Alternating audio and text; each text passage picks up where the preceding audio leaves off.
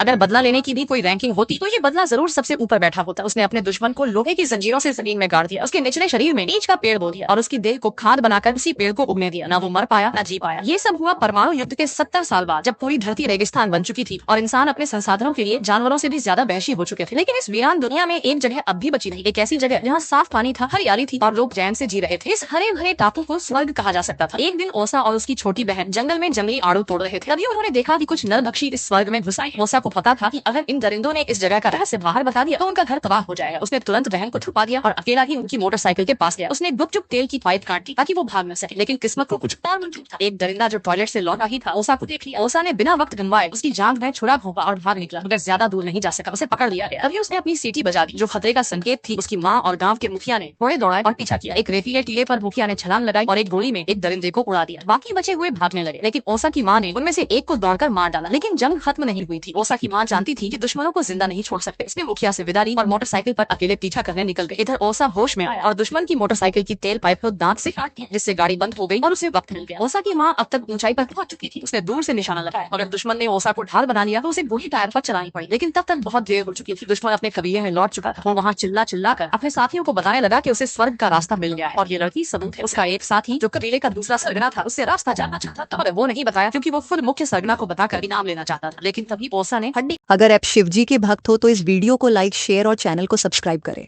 का टुकड़ा मोटरसाइकिल के पहिए में फंसा दिया, जिससे उसका सिर कट गया। ये देख उसकी माँ मुस्कुरा उठी। उसे अपने बेटे पर गर्व हुआ। दूसरा सरगना अब खुद ओसा को लेकर मुख्य सरगना बड़का के पास पहुंचा, जो अभी एक नई लड़की को देखकर खुश हो रहा था। उसने पूछा लड़की कहाँ से लाई, मगर जब सही जवाब नहीं मिला तो लड़की को रस्सी से लटकाकर उसे रेत पर स्वर्ग का नक्शा बनाने को कहा। जैसे ही वो बनाने ही वाला था ओसा ने 2 लातें मारकर उसे वहीं खत्म कर दिया। बस ओसा ही था जिसे रास्ता पता था। बड़का ने जबरदस्ती का रास्ता छोड़ दिया और मुस्कुरा कर कहा, बेटा डर मत, मैं तुझे बहुत घर छोड़ूंगा। फिर उसने उसे आराम करने भेज दिया। ओसा से एक लड़की को छोड़ दिया क्योंकि वो नहीं चाहता था कि कोई और बच्चा किसी का शिकार बने। उसने मोटरसाइकिल उठाई, कुछ आड़ू दिए और धुएं के बीच निकल पड़ा। लेकिन वो लड़की वादा तोड़ गई। उसने बाकी दरिंदों को सब बता दिया। दरिंदों ने पीछा किया और गोली मारकर मोटरसाइकिल के तेल टैंक में आग लगा दी। आग ओसा की माँ की पीठ पर फैल गई। उसने खुद को जमीन पर लिटाकर आग बुझाई, लेकिन उसकी पीठ जल गई। तभी बड़का अपने आदमियों के साथ वहाँ पहुंच गया। माँ ने ओसा को एक साबुत आड़ू का पीस दिया और कहा, बेटा इसे घर ले जा। सूरज और ध्रुव तारा को देखकर रास्ता पकड़ना और इसे जरूर बोला। माँ ने मोटरसाइकिल चालू की। ओसा निकल पड़ा और माँ एक चुजी जाम देकर घाटी की पहरेदारी करने लगी। दुश्मन आते गए और गिरते गए, मगर आखिर में गोलियां खत्म हो गई और वो घेरने में। फिर घाटी ने उसकी चीखें गूंजने लगी। दूर भाग रही ओसा ने माँ की चीखें सुनी तो जल गया। वो वापस बड़का के पास गया और माँ को छोड़ने के लिए। बड़का मरे हुए लोगों की लाश पर चढ़कर राजा बना था। उसका दिल पत्थर बन चुका। माँ को एक सूखे पेड़ से बांध दिया गया। उसका खून बह रहा था, लेकिन फिर भी उसने ओसा को इशारे से मना किया कि कुछ मत बताना। ओसा की आंखों से आंसू रुक नहीं रहे थे, अगर उसने कुछ नहीं कहा और उसकी माँ आखिरी सांस तक कुछ नहीं बोली।